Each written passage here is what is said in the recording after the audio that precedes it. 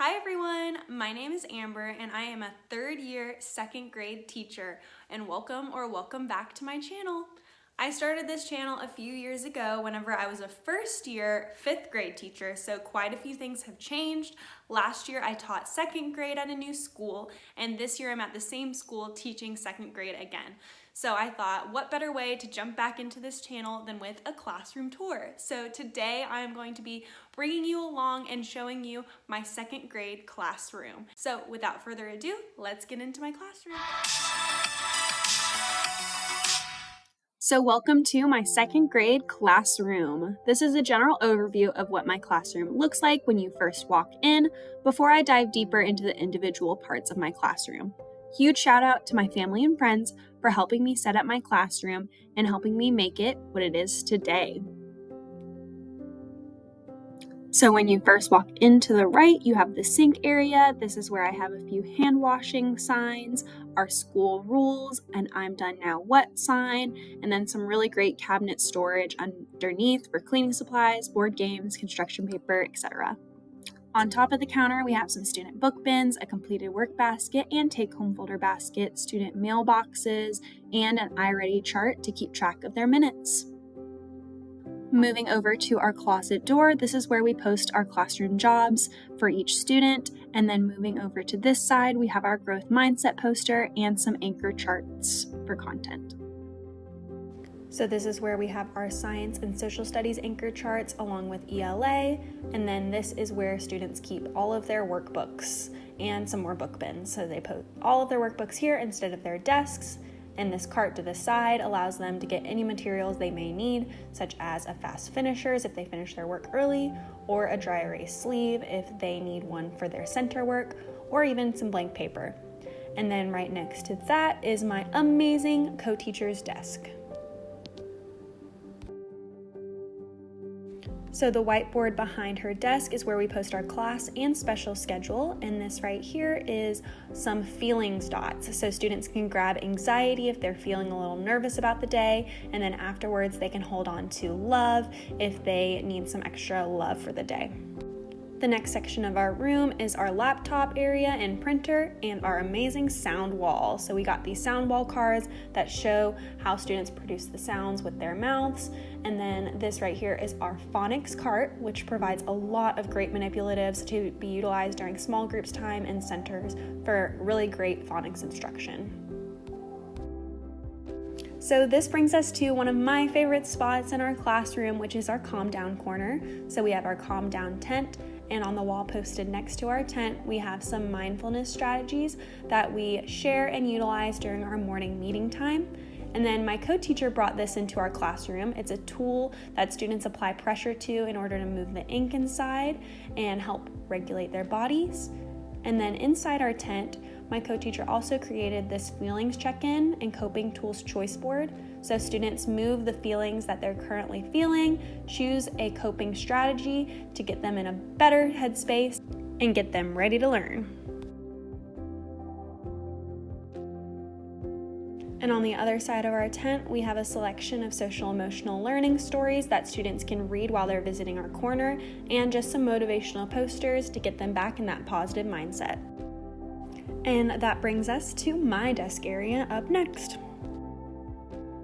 Behind my desk, I have my 10-drawer rolly cart. This is my go-to to put all of my lesson plans for the whole week, next week, a grade drawer, pass back, copy, and file. I also have some guided reading warm-up cards behind my desk and some bins to hold student information. Also behind my desk, I have some weekly checklists that I use to keep track of dojo awards, iReady minutes, field trip forms. These are actually on my TPT if you're interested in purchasing them. I'll link them below. And then I have some binders that I use, sub-binders, form binders. These are some teacher manipulatives for our reading and our math curriculum. And this is my junk drawer. On top of the shelf, I have my amazing teacher toolbox that holds all of my teacher supplies that I need throughout the day. I definitely recommend getting one of these if you're a teacher to help you stay organized. Above that, I have some photos of some family and friends along with some UGA decorations, go dogs. And then I have some anchor charts that we created on our first day of school together, our happy birthday poster, our class pet poster, our class dojo rewards, and last but not least, our snack bin. And this brings us to our classroom library corner. So we have some more student book bins on top of our library, and our library books separated from fiction to nonfiction. Above our library, we have our classroom calendar area, and then next to our classroom calendar, we have our Wonders focus wall that changes with our reading curriculum. And then this is my rocking chair where I sit for especially Heggerty in the day, and this cape right here goes to our Heggerty hero, so they get to wear it if they showed great participation during Heggerty. And you heard that right earlier, we do have some class pets, Octi and Ollie. So this is Octi, and if she changes to the gray side, it's showing the class being very disrupted. And it shows that Octi is very upset, but we try to keep her on her white/blue side as much as we can. Now we are in the front of our classroom, which holds our whole group class reward jar. Students can earn smileys for getting class compliments or working together as a class. And then we have some visuals to help remind students how to sit whenever they are on the carpet for whole group lessons. And we also have our hand signals posted in the front of the room for students to use and refer to throughout the day. This board holds a lot of our content posters and skills that we're working on in the week. And at the end of this board, we have our attendance section.